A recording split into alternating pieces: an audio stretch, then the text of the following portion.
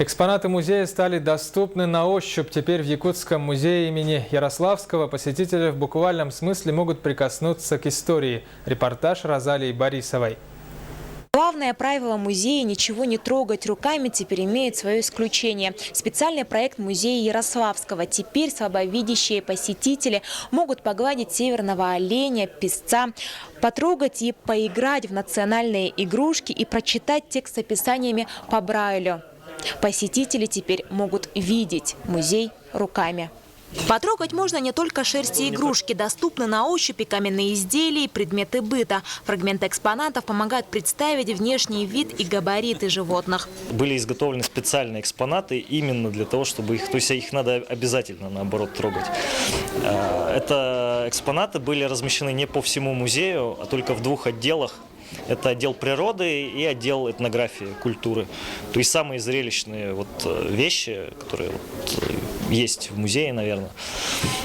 И сделаны были либо копии экспонатов специально для ощущений тактильных, или даже подлинные экспонаты. Это в отделе археологии.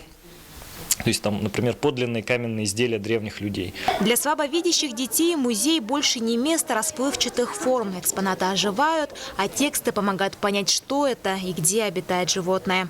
Заяц, беляк. Череп, росомахи. Мне больше понравилось, можно здесь потрогать кролика. Мягкий, белый, мой любимый цвет. Больше всего понравился большой мамонт. Я его потрогал, он такой твердый, длинный, большой. Тут еще главное по Брайлю все написано. Все большим шрифтом. Пока тактильные экспонаты только в двух отделах, но в будущем собираются адаптировать весь музей. В Европе и крупных городах России такие экспонаты не в новинку. В Якутии проект только заработал. Теперь важно развивать его и стремиться, чтобы во всех залах каждого музея появилась новая форма восприятия. Розалия Борисова, Дмитрий Сергучев, НВК Саха, Якутск.